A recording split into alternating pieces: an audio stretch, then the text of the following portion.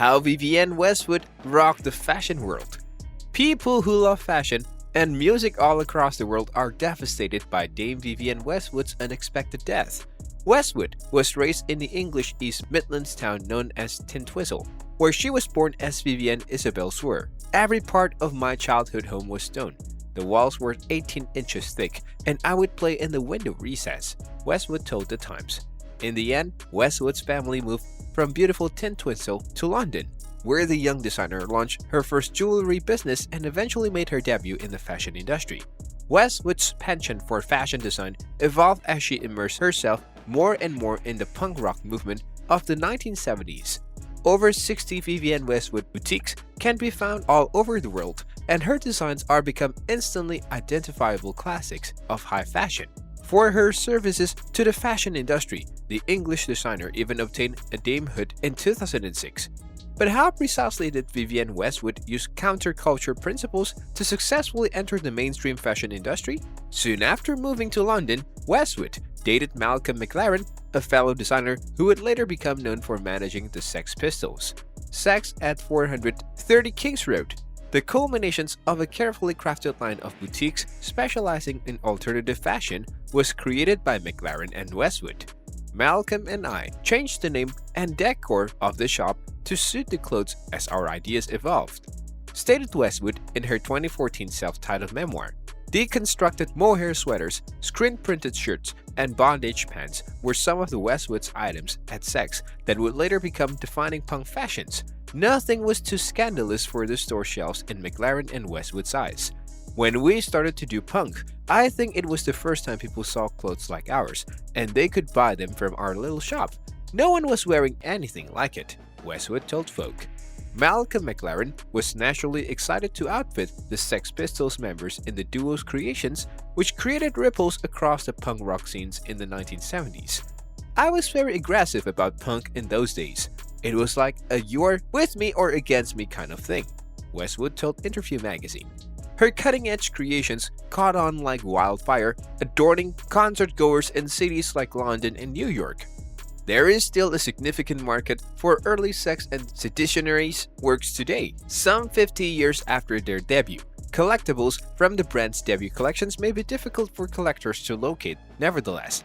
In 2016, Westwood and McLaren's son Joe Corey set fire to significant portions of the fashion house archives in protest, including outfits worn by Westwood at the heights of Sex fame.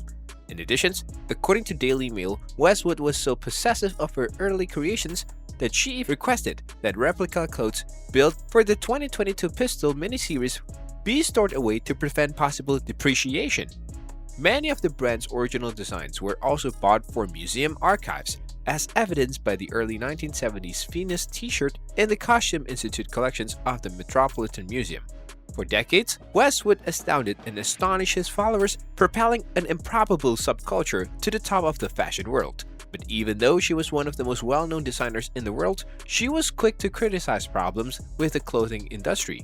Couture is the only sustainable fashion, meaning you can't get any more sustainable than couture.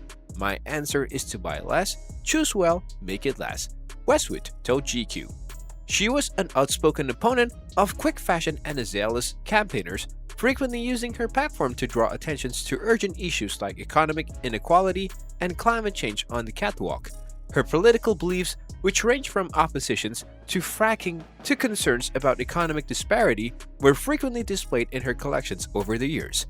The zine claims that the designer once conducted a passionate conversations about sustainability at the 2019 London Design Festival. "Mostly we buy things we don't need," said Westwood. "If we were to do without, for example, our car, we could better engage with the world instead of riding over it in comfort."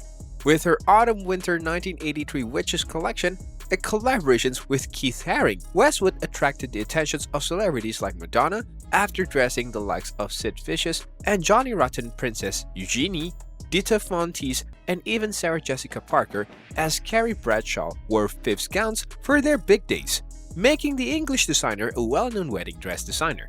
Bella Hadid, a former Westwood model, is another ardent admirer of the dame's work. "I always, in my heart, manifested her making my wedding dress," Hadid told Vogue. And who could forget viral 2014 Grammys performance wearing the legendary buffalo hat created by McLaren and Westwood?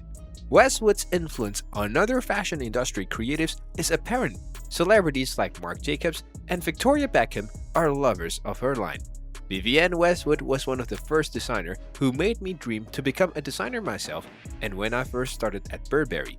She is a rebel, a punk, and unrivaled in her unique representation of British style. Riccardo Tisci, Chief Creative Officer of Burberry, told Independent. In addition to her work with Burberry, she has recently collaborated on collections with Buffalo London, Levi's, and Asics. The designer never lost her sense of eccentricity and in the late 1980s created the fabled orb emblem for her range The Orb, which originally debuted at Westwood's Autumn-Winter 1987-88 presentation. Eventually became an instantly identifiable centerpiece on everything from purses to flats in subsequent collections, according to the designer's blog.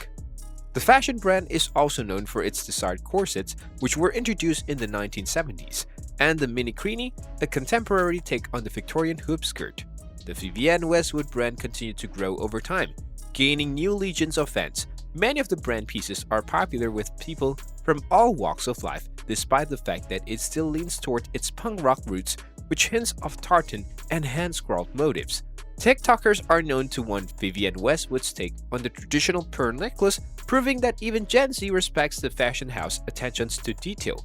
Even though it's hard to fathom a world without her, one thing is certain: Vivienne Westwood's work will undoubtedly continue to inspire people for years to come.